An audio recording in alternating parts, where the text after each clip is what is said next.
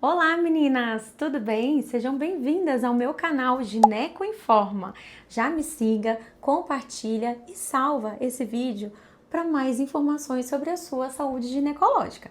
Eu sou Isabela Naves, eu sou médica ginecologista e estou aqui para te dar a melhor informação sobre o assunto. Hoje o nosso assunto é sobre puberdade. Eu vou explicar para vocês o que é, como que funciona, por que raios isso existe e os maiores desafios dessa etapa, tá bom? Esse vídeo ele está sendo destinado para meninas adolescentes e para as mães das adolescentes. Muitas vezes a gente fica em dúvida, né, de que a gente vai encontrar nessa fase, acompanhando ali o desenvolvimento das nossas filhas. Então fica comigo, vamos começar. O que é puberdade? Puberdade é uma fase de amadurecimento do corpo da menina, né? Acontece também com os meninos, mas meu foco aqui é a menina. Do corpo da menina que vai amadurecer a ponto de ficar suficientemente maduro para poder gestar, tá? Então, assim, evolutivamente, o nosso o organismo, ele foi feito para se reproduzir, ok? Claro que hoje a gente tem todo um contexto cultural em que a gente pode escolher se a gente vai ter filhos ou não, quando a gente vai ter filhos, enfim. A gente pode até mudar de ideia sobre isso. Mas o nosso organismo não entende isso. O nosso organismo biologicamente, independente de como a gente se identifica, o nosso gênero, enfim, ele nos pacientes que são XX, com DNA ali XX, né, um DNA que confere um fenótipo e genótipo feminino, a gente tem o desencadear deste momento, que é o momento de puberdade, essa fase de amadurecimento. Pois bem, a puberdade, gente, ela começa e costuma acontecer entre os 8 e 13 anos da vida da menina, tá? E a puberdade, ela não é marcada pela menstruação. Antes da menstruação, costuma acontecer alguns sinais que a pessoa está entrando na puberdade. Por que isso acontece? Porque a puberdade, ela não inicia, gente, nem a menstruação inicia no útero, tá? Tudo inicia no nosso cérebro. O nosso cérebro tem o despertar de produzir um hormônio que é chamado GnRH, hormônio liberador de gonadotrofinas. E ainda no cérebro, esse hormônio estimula mais dois hormônios, o FSH e o LH, folículo estimulante e hormônio luteinizante. Pois bem, esses dois hormônios, então, produzidos a partir deste outro, que é o GnRH, esses dois hormônios, eles vão lá no meu ovário, no ovário da menina, no ovário que está atrofiado, que está adormecido, que nunca funcionou. E ele vai começar a estimular esse ovário. Vai falar, ovário, acorda, você está precisando começar a funcionar ali, né? Mostrar para quem você veio. E esse ovário começa a funcionar e começa a produzir um dos hormônios próprios dele, que é o estrogênio. E é o estrogênio funcionando que começa a se ligar a receptores de vários tecidos no nosso corpo, dando os primeiros sinais de puberdade. Então vamos lá. Primeiro sinal, geralmente, o que acontece? Desenvolvimento da mama. A gente costuma chamar na medicina de telarca. É quando a gente começa a ter o desenvolvimento da mama. Então a gente tem o broto mamário, aquela mama que geralmente é plana na menina, começa a ter uma proeminência. Esse é o primeiro sinal de puberdade, tá? Então, geralmente, depois de 2 a 3 anos dessa primeira proeminência, que a gente tem a menstruação de fato. Depois, essa mama, ela vai sendo estimulada, vai crescendo, vai ganhando forma e tem vários estágios que a gente costuma caracterizar, né, em pacientes ali que têm suspeita de puberdade precoce, puberdade tardia. Esses estágios a gente chama de estágios de Turner. É uma tabela aí de classificação nossa da medicina, vocês não têm obrigação de saber disso não, só tô falando por curiosidade. Muito bem, primeiro sinal que costuma acontecer, telarca, início das mamas. O segundo sinal que costuma acontecer é o surgimento de pelos pubianos, gente. Então, geralmente, a gente começa a ter uma pilificação, que é o quê? Aparecimento de pelos bem fininhos, mais concentrados em um monte de pubis. Posteriormente, essa quantidadezinha de pelo se estende para grandes lábios. Mais pra frente, ele começa a ficar um pouquinho mais escurecido, um pouquinho mais grosso e começa a aumentar a área em que vem esses pelos na região ali da nossa região genital. Nessa fase também é muito importante porque começam os pelos axilares, tá? E aí, esses pelos axilares, juntos com outras alterações hormonais, podem produzir aquele odor característico ali, que às vezes a gente lava e não resolve. Que é o odorzinho que a gente precisa higienizar, passar desodorante, tá? Esse odor, ele é hormonal. Então, faz parte também do processo. Depois a gente tem o estirão de crescimento e por fim a gente tem aumento de oleosidade da pele, de cabelo. Então a gente tem uma transição ali do folículozinho do cabelo também, vai mudando e às vezes aparece acne, espinhas, cravos. Isso tudo faz parte também do desenvolvimento.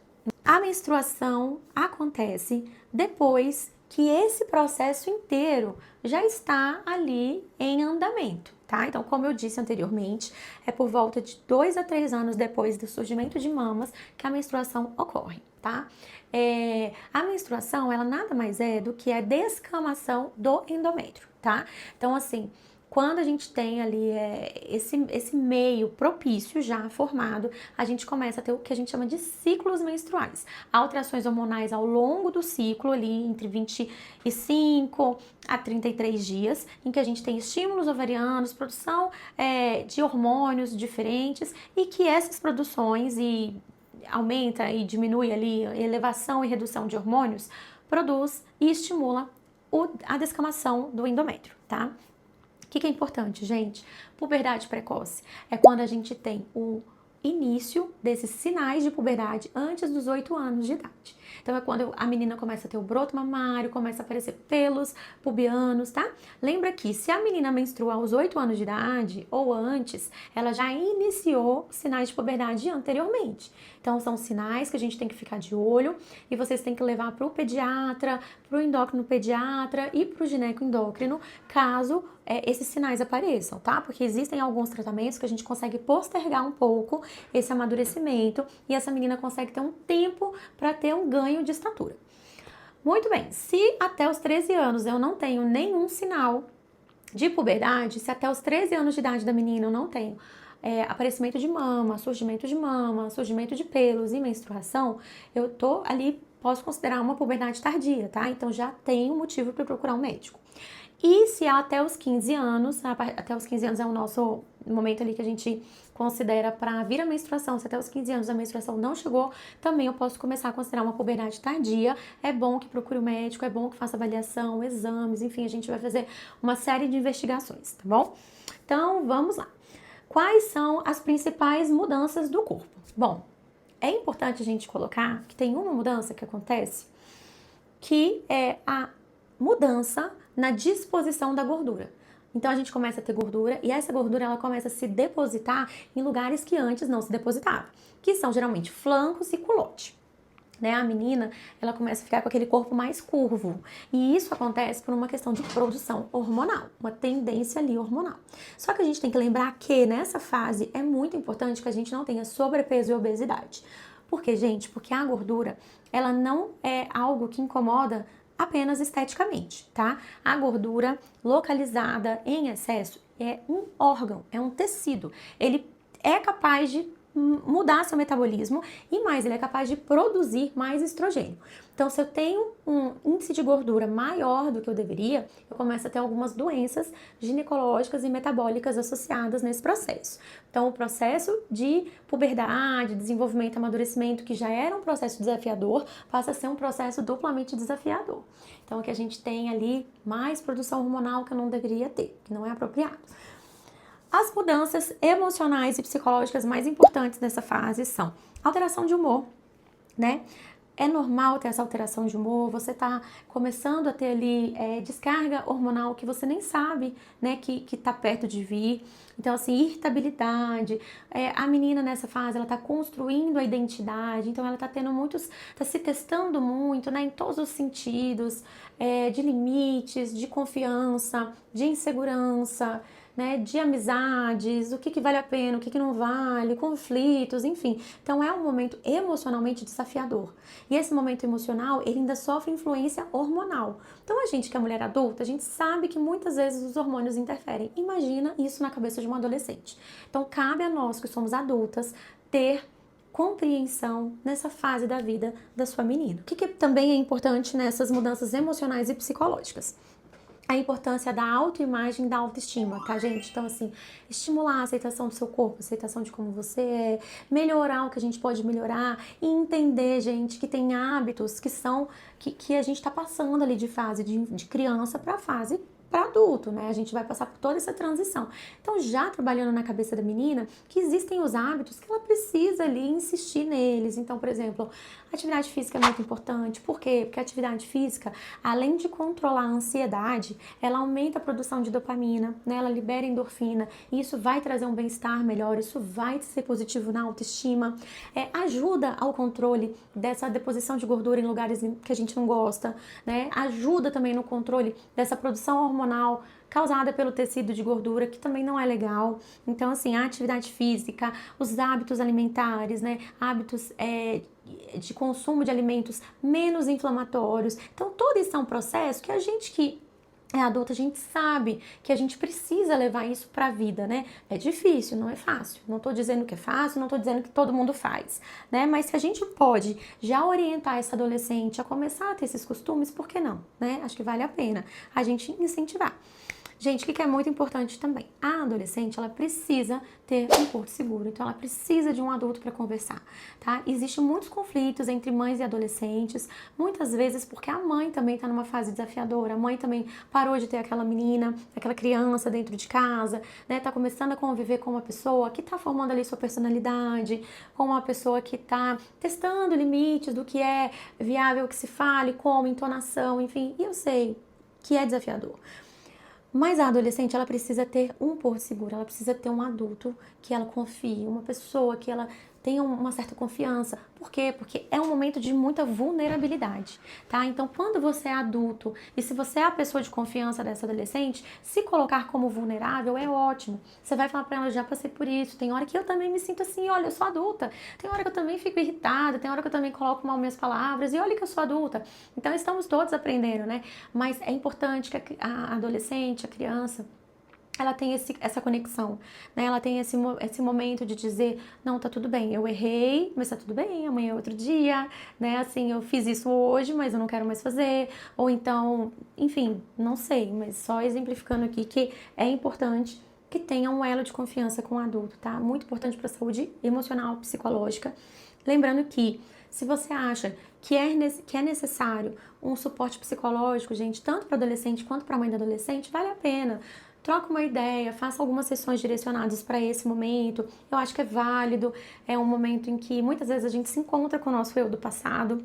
Quem é mãe sabe isso que eu tô falando, né? Muitas vezes a gente se vê na criança, a gente se vê na adolescente e a gente às vezes aquilo dói na gente, né? Dói de uma forma. E às vezes esse processar essas questões em terapia é legal, tá? Quais são os principais cuidados que a gente tem que ter nessa fase? Então, higiene, é recomendado sabonete neutro, tá? O sabonete íntimo é legal, mas ele altera muito o pH. E é um pH que não está ainda apropriado para receber esse tipo de sabonete, tá? Então eu prefiro indicar sabonete neutro para fazer higienização da região íntima. Eu gosto de indicar também higienização íntima 2 vezes ao dia, 2 banhos no dia, um pela manhã e um à noite.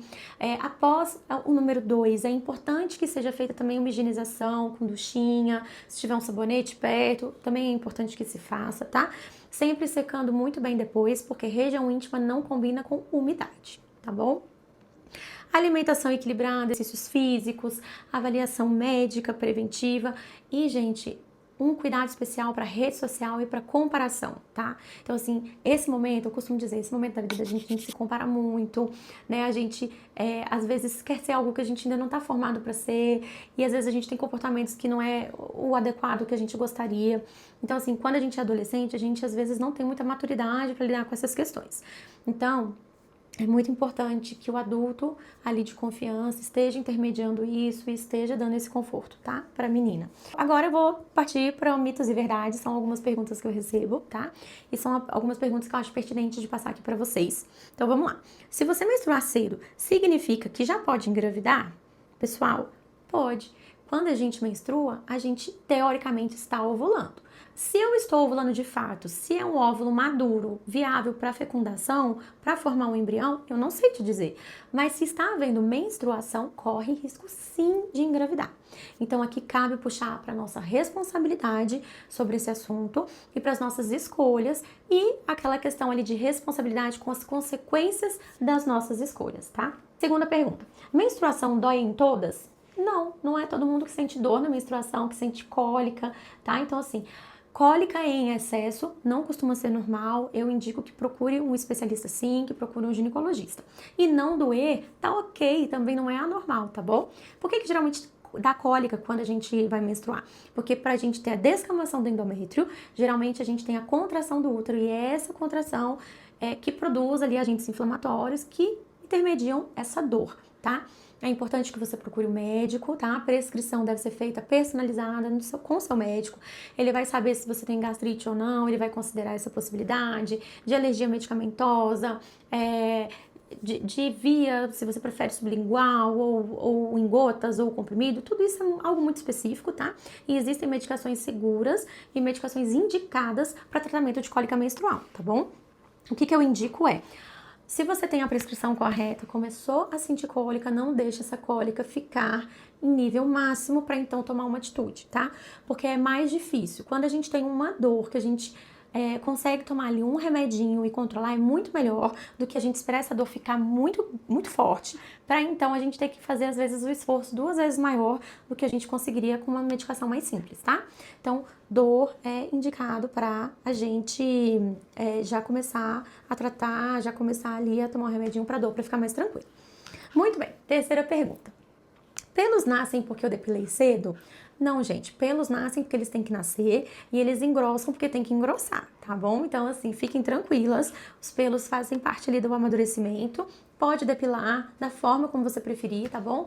Hoje, antigamente existia ali uma questão de falar que se depilasse todos os pelos, diminui a proteção, mas na verdade, gente, o que vai aumentar a proteção ali contra infecções, etc, é muito a sua higienização, tá? O importante é que a depilação seja feita com cuidado, com higiene.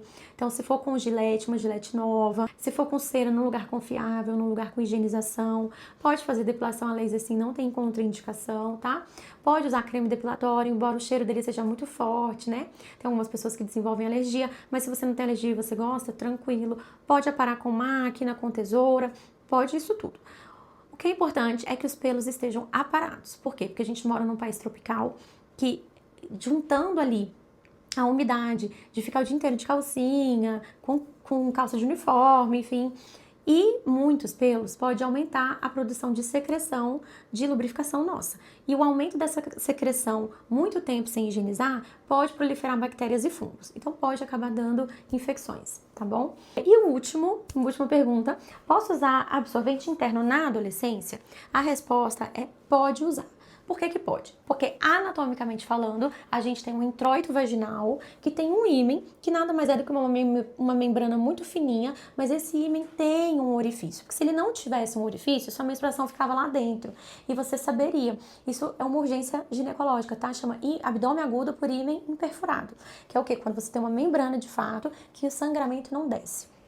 Muito bem, se você tem um introito vaginal com esse ímen perfurado, que é o normal de acontecer, e um canal vaginal, você tem como usar absorvente interno. Agora, se você considera que é certo ou não, já são outras questões. São questões mais sociais, morais, culturais, familiares, tá? A gente não perde a virgindade porque coloca um absorvente interno, né? Virgindade é depois da sua primeira relação sexual. Então, assim, essa questão envolve muitos conceitos morais, enfim. Agora, se você tem cuidados com o seu absorvente interno, com a aplicação, com a higienização, com o tempo de troca entre um e outro, e tá disposta a tentar colocar e a ficar com o absorvente interno, não tem contraindicação. Não vou dizer que é errado, porque seu corpo comporta, tá bom? Gente, vamos finalizar por aqui, então quero deixar claro para vocês, cada menina tem um tempo, tá? Ninguém não existe uma regra para essa fase, tá? Então, cada menina tem um tempo, cada menina vai se desenvolver de um tempo, de uma forma. É um momento desafiador, porque a gente já não é criança, então tem alguns comportamentos que já não cabem mais, mas a gente também não é adulta, então também não adianta a gente querer apressar as coisas, porque a gente também não tem aquele amadurecimento. Então, pessoal, entendam, essa é uma fase de vulnerabilidade. Então, se coloquem nessa posição de vulnerabilidade, tá? Estejam dispostas a aprender, a se organizarem, a entenderem que isso tudo é um processo, tá? A gente leva anos na adolescência.